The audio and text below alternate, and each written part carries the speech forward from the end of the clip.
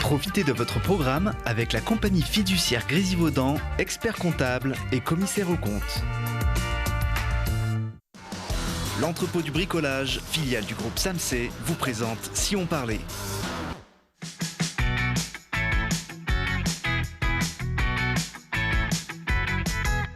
Allez, bonjour à tous, bienvenue dans Si on parlait, l'émission qui vous donne la parole chaque jour pour savoir ce qui se passe près de chez nous. Et aujourd'hui, si on parlait de nos bulles qui ont fêté le passage du Tour de France à leur façon, d'un festival dédié à l'aventure humaine et d'une nouvelle application grenobloise pour favoriser les rencontres amicales. Et pour parler de ces sujets, je reçois Hervé Guinard, bonjour, fondateur de l'application See You. En face de vous, Odile Darmostoup et Malika Messaoudi, bonjour à toutes les deux. Vous allez nous parler du festival Les Clés de l'aventure humaine qui se déroule ce week-end au Fontanil. Et puis également avec nous Patricia Gallois. Bonjour. Patricia, vous êtes la directrice de la régie du téléphérique de la Bastille, Les Bulles, qui était à l'honneur cette semaine à l'occasion du passage du Tour de France à Grenoble. Pour se faire remarquer lors des directs télé, chaque site remarquable rivalise d'originalité. Voilà ce que les téléspectateurs du Tour ont pu voir sur France Télévisions. Les fameuses bulles ou les œufs, on les appelle, qui montent jusqu'à la Bastille et ils les ont, ils ont accroché leur vélo. Ça, c'est vraiment l'image, la carte postale de Grenoble. Oui, exactement, parce que quand on est à la Bastille, on a une vue panoramique, effectivement, sur les massifs qui ceinturent Grenoble et sur la métropole. C'est vraiment des images saisissantes. Des images saisissantes qu'on fait donc le tour du monde, puisqu'il y a près de 200 pays qui retransmettent les images du Tour de France en direct. Oui, on est ravis que ce buzz ait fonctionné et que cette animation ait plu. Vous avez eu des échos déjà suite à la diffusion de ces images ? Oui, on a eu des échos, de tous les médias, tous les réseaux sociaux. Depuis hier, ça n'arrête pas. Alors, c'est une opération que, évidemment, vous aviez préparée. Nous, on est un peu plus généreux que France Télévisions. On va en montrer un peu plus de ces images. On est moins contraint par le temps. 3 cyclistes aux couleurs donc, du Tour de France avec le maillot à pois. Je crois d'ailleurs que c'est votre fils là, qui fait coucou. Oui, c'est Arthur. Le maillot jaune, évidemment, et puis le maillot vert du classement par points, perché comme ça au-dessus des berges de la Bastille, et pile au moment où les coureurs du Tour de France passaient. Voilà, pour être dans le zoom de l'hélicoptère qui filme le passage du peloton. Vous étiez sûr, en étant comme ça, que ça se serait retransmis en direct à la télévision ? Pratiquement sûr, oui. On sait qu'ils filment le peloton avec en arrière-plan les sites emblématiques. Bon, en tout cas, l'opération de com a fonctionné. A fonctionné, c'est réussi. C'était des images spectaculaires. Elle est venue d'où, cette idée ? Cette idée, c'est un brainstorming avec mon fils Arthur, qui me disait qu'il fallait se faire remarquer à ce moment-là. Et après, tout le protocole technique, on l'a monté avec une entreprise locale, un privé local. Oui, parce que là, Arthur, on le voit harnaché comme un grimpeur, parce que c'est vrai que ça demande quand même un petit peu de logistique et de sécurité. Oui, ça demande de la logistique et de la sécurité, ce qui est notre synonyme au téléphérique. On lésine pas du tout avec la sécurité. Donc, dans chaque bulle, il y avait un cordiste et un cycliste, et ils utilisaient les moyens d'assurage sur corde classiques pour descendre le vélo d'abord et le cycliste ensuite. Voilà, Fred Dubois, l'un des... Voilà, Fred Dubois, donc Kess Evans, qui a travaillé avec nous pour monter ce projet. C'est lui qui a bricolé les vélos. Ah, c'était pas des vélos d'origine, il fallait les adapter un petit peu. Il fallait les adapter pour les rigidifier et les stabiliser. Il y a eu des répétitions en amont. Il y a eu un premier test avec un cycliste et un cordiste pour voir si l'idée fonctionnait. Et c'était concluant. Et ensuite, une répétition à blanc la veille, avec les 3 binômes. On voit que c'est quand même un peu acrobatique, la mise en place sur les vélos. Ça, on ne l'a pas vu sur France Télévisions. Ça, vous ne l'avez pas vu, parce qu'on était prêts quand le peloton est passé. Donc, on était prêts 20 minutes avant, pour le passage du peloton. Bon, il y avait également Clément Roux et Arthur Gall, les deux les deux autres amis de mon fils. Les places, si je les avais vendues, elles se seraient vendues hors de je pense que oui, il y aura beaucoup. Il y avait beaucoup de candidats. Il y a beaucoup de candidats pour aller faire l'acrobate sous les bulles de Grenoble pour le passage du Tour. En temps normal, on peut monter avec son vélo dans les bulles de la Bastille ou pas ? Non, c'est que des piétons. C'est pas un projet de développement d'ailleurs Pas encore, non, parce que les redescentes, il y a des escaliers, donc on ne peut pas redescendre de la Bastille sur un tracé vélo pour l'instant.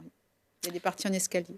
Bon, en tout cas, on peut faire pas mal d'activités, on va dire, acrobatiques à la Bastille. Alors là, c'était un peu exceptionnel, mais il y a une via ferrata, puis il y a aussi un parcours dans le fort acrobatique. Voilà, l'Acrobastille vous accueille en intérieur ou en extérieur sur des animations un peu plus ludiques et sportives. Et vous pouvez aussi accéder au fort avec la via ferrata qui est gérée par la ville de Grenoble. On n'attend plus qu'une arrivée du Tour de France à la Bastille pour que ce soit complet. Pourquoi pas? Vous savez qu'il y a une route avec des virages à 26%. Ouais, il y a le Critérium du Dauphiné qui a fait quelques arrivées là-haut. Bon, il faudra peut-être suggérer ça aux organisateurs du Tour pour les années à venir. Ils aiment bien les pentes très raides, donc là, ils seraient ravis. Ils seraient servis. Tour ou pas Tour, la Bastille, ça reste l'un des sites les plus fréquentés en Isère par le public. Oui, tout à fait. Environ 320 000 personnes empruntent le téléphérique et on dit autant par les chemins. Donc c'est un site visité à plus de 650 000 personnes par an. Peut-être un peu moins cette année, la crise sanitaire, et le téléphérique a été fermé également. Avec les 2 mois de fermeture suite à la crise sanitaire et un mois de mai-juin un peu en retrait. Un très bon été. L'automne, on attend de voir. Mais pour compenser les étrangers et les groupes, il faut se réinventer tous les jours. Alors, c'est un site qui fait partie du patrimoine de la ville de Grenoble.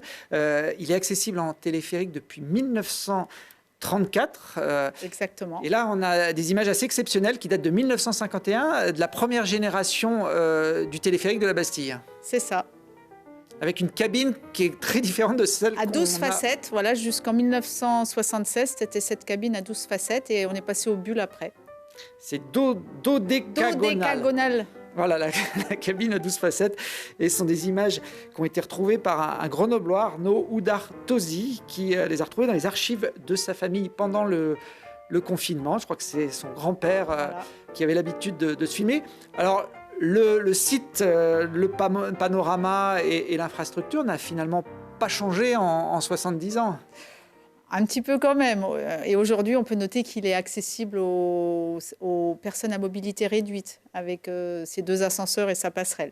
Bon, mais certaines installations sont d'origine. Ouais, la passerelle ou le toit-terrasse qu'on voyait, du restaurant, même s'ils ont été modernisés, ils sont toujours les attractions phares de la Bastille. Exactement. La plupart des gens viennent, il ne faut pas se le cacher, pour les panoramas. Et on le voit sur ces images, le panorama, la vue de la Bastille est... Par temps clair, c'est exceptionnel. Du Mont Blanc à l'Aubiou, avec tous les massifs environnants, on régale les étrangers et le public local. Ouais, on voit, alors, pas toutes les Alpes, mais pratiquement toutes les montagnes iséroises, en tout cas, même au-delà. Au-delà, les bulles en tant que telles, celles qu'on connaît, rondes, elles datent de 1976. 1976. Bon, elle commence à être un petit peu en fin de vie, ou est-ce qu'une 4e génération de téléphériques est dans les cartons, dans les projets? Pour l'instant, rien n'est dans les cartons, mais les bulles sont entretenues régulièrement par l'équipe du téléphérique. Donc, vous pouvez emprunter les bulles en toute sécurité. Oui, parce que contrairement aux remontées mécaniques dans les stations de ski qui fonctionnent quelques mois dans l'année, le téléphérique de Grenoble, lui, tourne pratiquement... 4000 heures par an, ce qui impose un entretien et une maintenance de tous les jours. Et cette fermeture du mois de janvier qui nous permet de faire des travaux de plus grande importance. 4000 heures, et combien de personnes à chaque voyage Alors, l'hiver, nous avons 4 bulles, l'été, 5 bulles, et nous pouvons mettre 6 personnes par bulle. Donc, des voyages de 350 personnes heure. Après, on peut réguler la vitesse aussi. Donc, c'est pour ça que je n'ai pas un chiffre précis mathématique à vous donner. Bon, il y a 270 mètres, je crois, de dénivelé entre le bas et le haut du téléphérique. Et entre 5 et 10 minutes en fonction de la vitesse choisie par le conducteur, en fonction des conditions météo et de la fréquentation. Alors, la Bastille, c'est aussi un lieu de culture où on peut découvrir des expositions et même un musée dédié aux troupes de montagne. Voilà, donc nos 2 partenaires sur des activités plus culturelles sont le musée des troupes de montagne et le centre d'art Bastille avec des expositions d'art contemporain. Le musée des troupes de montagne qui vient d'ailleurs de lancer une nouvelle expo cette semaine. Voilà, Armée des Alpes. C'est un site qui attire aussi le public. Les gens montent spécifiquement oui, pour le certains. musée. Il y a des passionnés sur l'histoire des militaires et ils montent spécifiquement pour découvrir. Il y a toujours une exposition permanente et une temporaire. Et là, pour les Journées du patrimoine, vous avez accès à la nouvelle exposition temporaire Armée des Alpes. Et puis donc, dans un autre style, un centre d'art contemporain. Un centre d'art contemporain sur 4 niveaux, avec une nouvelle exposition aussi à partir de samedi. Parce qu'effectivement, vous fêtez, comme beaucoup de sites, les Journées du patrimoine pendant 2 jours. Il y aura donc ces expositions à voir. Il y a des spectacles également de prévus pendant le week-end. Oui, la régie du téléphérique vous propose la balade On déambule. Tout ce que vous avez toujours voulu savoir sur le téléphérique sans jamais oser le demander. Donc ce sera 3 fois par jour, 3 fois le samedi, 3 fois le dimanche, 11h, 14h, 16h. Et les 2 matinées, nos techniciens du téléphérique ouvrent aussi les portes de l'atelier, si vous avez des questions un peu plus techniques. Pour découvrir les coulisses, coulisses du téléphérique. De cette remontée donc, qui date de 1934. Je crois qu'il y a encore quelques pièces d'époque. Bien sûr, les contrepoids sont d'époque. Le pylône que vous voyez tous les jours sur les pentes de la Bastille sont d'époque. Bon, on peut préciser qu'il y a aussi un tarif préférentiel pour sur les heures, voilà, ce sera 6 € pour tous, le tarif réduit ce week-end aux heures des balades. Et on rappelle aussi que le sommet de la Bastille fait partie de la zone où le port du masque est obligatoire, même pour regarder le panorama. Même pour regarder le panorama depuis la semaine dernière, il y a 10 jours. Bon, voilà le site de la Bastille qui accueillera également en novembre le camp de base des rencontres ciné-montagne qui ne pourront pas tenir cette année au Palais des Sports. Avant ce grand rendez-vous du cinéma de montagne, on va parler d'un autre festival du film qui a lieu ce week-end. Odile, c'est les Clés de l'aventure. Un événement qui, comme beaucoup, a été décalé à cause de la crise sanitaire. Tout à fait. Il devait avoir lieu début avril. C'est maintenant notre rendez-vous depuis 2 ans. Mais voilà, pour les raisons que vous connaissez, on a dû changer la date. Changer la date. Ça a été un vrai conflit intérieur entre se dire non, on annule cette année, non, là, on se relance le défi. On va le reporter et on va arriver à le faire. Et donc, à la veille du début de ce festival qui s'est rebaptisé Les Clés de l'aventure humaine, rencontre autour de l'aventure vécue, je peux vous dire qu'on est déjà fiers de lancer le festival demain. Alors, qu'est-ce qui se cache derrière ce titre un peu à rallonge? C'est quoi la philosophie de cet événement? Ce festival reste autour de l'aventure. Maintenant, moi, je le rebaptise rencontre autour de l'aventure vécue parce qu'on essaye petit à petit de l'ouvrir à d'autres témoignages. Là, on a des témoignages à travers des films documentaires super d'aventure qui nous emmènent voyager, qui nous émerveillent partout autour du monde. Mais on a aussi des expositions photos, on a aussi un nouveau salon porteur de projets. Et la place de l'artistique est de plus en plus présent avec 2 concerts, le voyage de Rézé et le concert de Malika M qui est à mes côtés. Combien de films cette année dans la programmation? On a 15 films toujours en compétition, jugés par un jury professionnel de 5 personnes. 4 films off. On met aussi en valeur, j'y tiens beaucoup, le regard de femme sur le monde, avec notamment un film de Anne-Benoît Janin qui fait un film sur le portrait d'une femme Sherpa, la première femme Sherpa. Et des films qu'on a appelés d'aventure. Il y a un très beau film de parapente qui s'appelle Lost Karakoum. Il y a un bel hommage à la montagne aussi, même si nous, on reste sur l'aventure vécue. On ne va pas trop sur le domaine de la montagne, parce que dans notre région, il y a déjà 2 beaux festivals qui traitent de ce sujet. Mais on a le beau film de 3 petits pas entre ciel et terre. Voilà, on a de très beaux films, mais cette année, on s'est engagé un peu plus sur l'écologie. Et en fait, notre fil rouge, c'est le respect du vivant. En fait, on veut respecter le vivant, l'être humain, la nature, et on va peut-être un peu plus loin pour mettre en valeur la culture et les artistes. Alors là, on a vu quelques images pendant que vous parliez de la bande-annonce. Je vous propose maintenant d'en écouter un extrait, puisque justement, on va pouvoir entendre à travers cet extrait la musique, la chanson interprétée par Malika.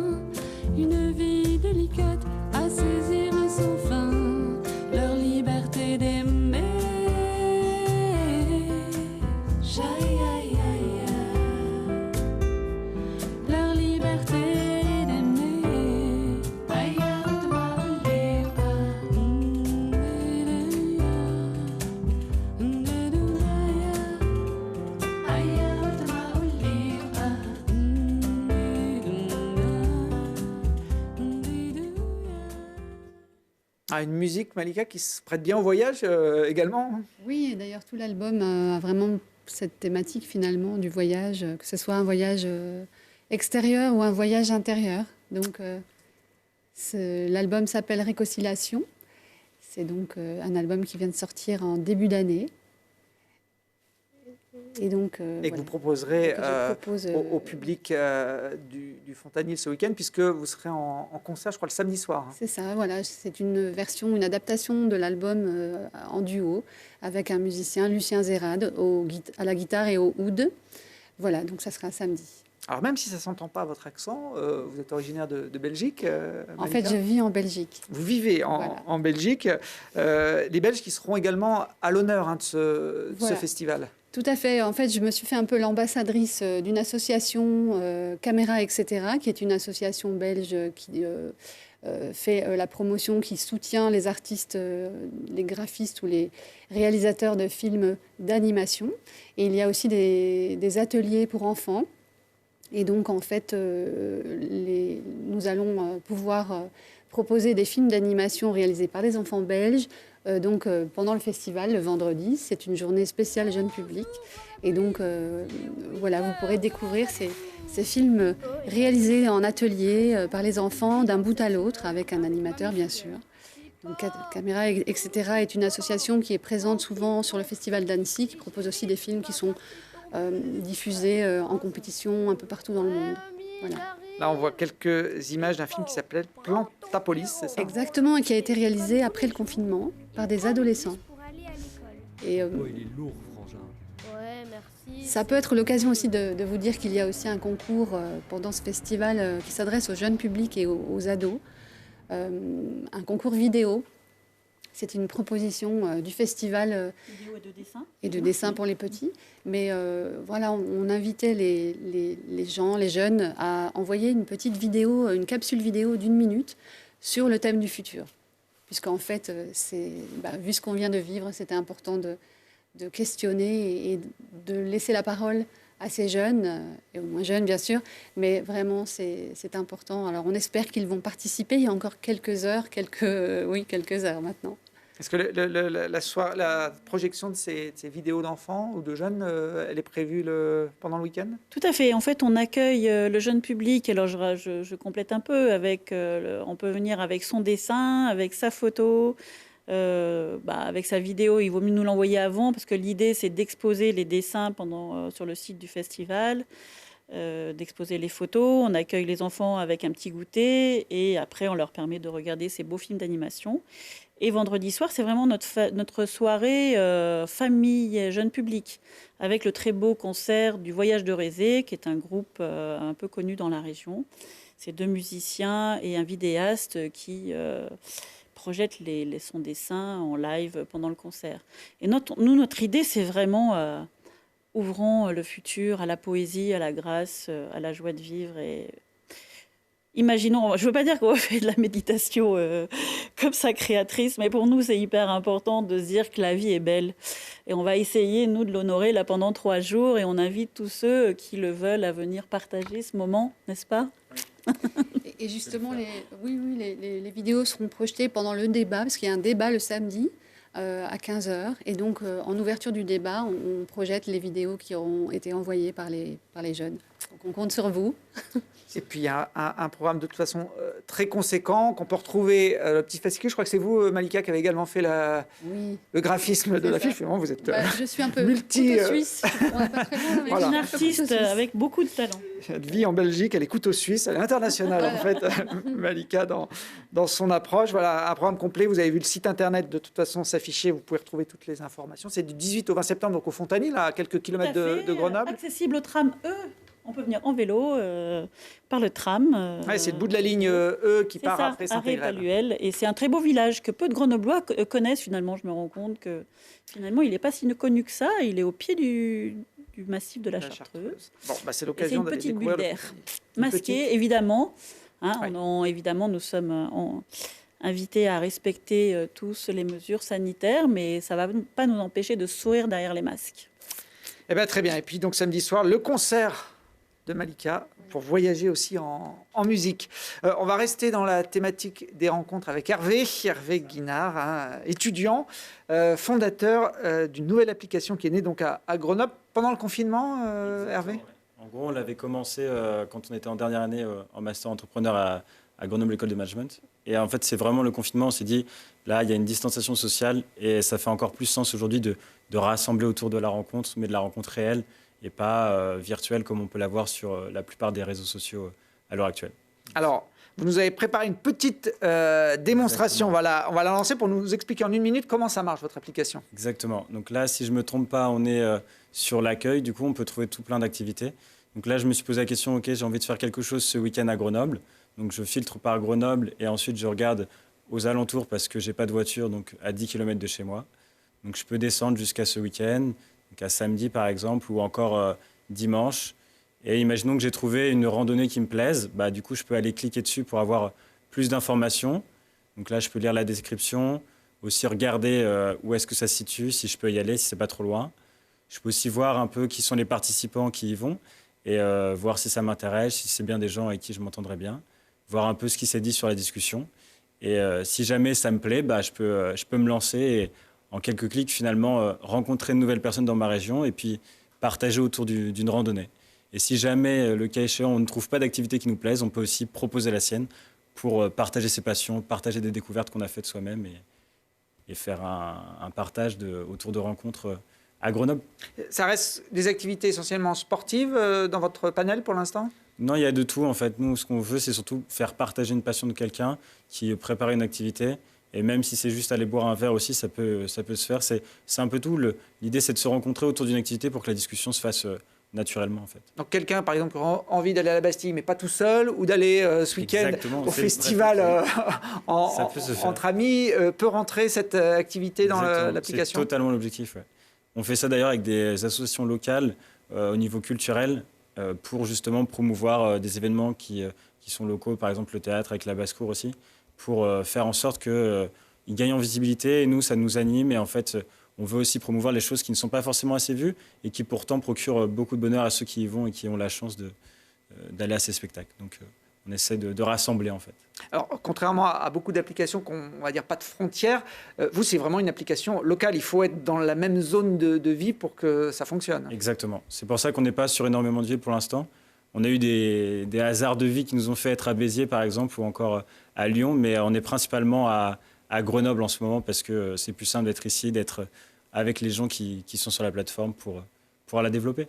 Alors, est-ce que ça marche ? Ça vient de démarrer, mais est-ce que vous sentez que qu'il y a un potentiel ? Ça marche beaucoup plus vite que ce qu'on croyait, parce qu'on n'a pratiquement pas fait de communication. Et là, sur les 2 dernières semaines, on a eu 500 nouveaux inscrits et on a eu 1200 inscrits en à peine un mois et 1 semaine. Donc, ça marche plutôt très bien sans communication. Le bouche à oreille fonctionne, en fait. C'est quoi la cible privilégiée des jeunes, des moins jeunes ? C'est plutôt les 40-70 ans, on va dire. Donc Les jeunes, alors ? Complètement des très jeunes, bas âge. On est tous d'accord là. Parce que c'est à cette période aussi qu'on a un nouvel élan dans la vie, c'est ce qu'on a remarqué. Et donc on a envie de faire de nouvelles rencontres, d'élargir son cercle amical et d'aller vers l'autre et de partager aussi les coins qu'on a découverts dans sa région. Donc c'est pour ça aussi qu'il y a beaucoup de gens de cette tranche d'âge-là aujourd'hui. Ouais. C'est payant pour celui qui veut s'inscrire ? Totalement gratuit. En fait, nous, ce qu'on veut à terme, c'est aussi repenser un peu le système des réseaux sociaux qui font de l'utilisateur en fait le produit. Et nous, on veut changer ça. Et donc, c'est pour ça qu'on commence à faire une synergie avec les associations locales pour faire en sorte qu'à terme, ça puisse vraiment les aider à se promouvoir et qu'en fait, nous, on puisse se financer par là. Et en fait, associations et professionnels locaux, bien sûr, et pour pouvoir promouvoir leurs activités et nous, justement, se rémunérer par ce biais parce que c'est un cercle vertueux, en fait. Donc c'est ça qu'on essaie de mettre en place. D'accord, un modèle économique à créer. Vous venez de Grenoble École de Management, donc vous avez dû être formé sur ce domaine-là. Par contre, pour créer une application, il faut les compétences informatiques, j'imagine. Exactement, ouais. Et c'est moi qui m'en charge en plus. Vous vous rendez compte, on peut tout faire. Non, mais aujourd'hui, c'est devenu plus simple de faire des applications. On a ce qu'on appelle le no-code, en fait. Donc c'est plus visuel. Et donc, une fois qu'on a la logique, on peut soi-même le faire. Donc aujourd'hui, je l'ai faite avec mes 2 associés, mais c'était surtout moi qui faisais le produit. Et à terme, bien sûr, on va avoir un développeur à nos côtés, mais pour l'instant, on peut à peu près tout faire avec. C'est juste On met peut-être un peu plus de temps que certains, mais ça fonctionne très bien pour l'instant. Bon, ça s'appelle See You. Il y a un site internet où vous pouvez vous renseigner. Évidemment, télécharger l'application voilà, à l'anglaise, See You. Exactement. YU à la fin. Rencontre amicale, ça n'empêche pas les rencontres amoureuses après quand on va se promener entre amis. Ça peut arriver, c'est pas du tout l'objectif. C'est pas le but. Hein. C'est pas l'objectif. Pour ça, il y a plein d'autres applications. Oui. On est vraiment juste dans le partage. Et après, si d'aventure il arrive qu'il y a une rencontre, on trouve son âme sœur, bon bah, on va pas non plus empêcher ça. Très bien. Eh ben, merci Hervé pour cette belle initiative de rentrée. Encore quelques images de la Bastille pour finir cette émission. Patricia, ça se passe ce week-end, un rallye découverte Andy Valide, avec notamment la descente en fauteuil tout-terrain sur la route du Glacis. Oui. Voilà, ils vont parcourir les chemins de la Bastille. Il y aura également du kayak sur l'Isère, de l'orientation, du tir à l'arc. C'est samedi et dimanche, hein, tout au long du week-end. Donc voilà, si vous voulez les encourager, il y a à la fois des valides qui peuvent participer, les proches, les accompagnants, et puis les membres du comité handisport de l'Isère. Voilà, bon, finalement, même malgré le confinement, il y a beaucoup d'activités ce week-end. Donc, on vous incite... La vie continue. Voilà, la vie continue, c'est très bien. On vous incite à en profiter. Merci en tout cas à tous les quatre. Et nous, on se retrouve dès demain pour d'autres aventures.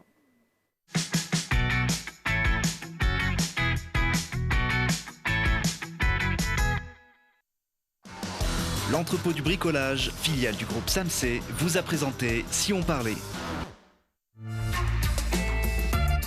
C'était Si on parlait avec la compagnie fiduciaire Grésivaudan, expert comptable et commissaire aux comptes.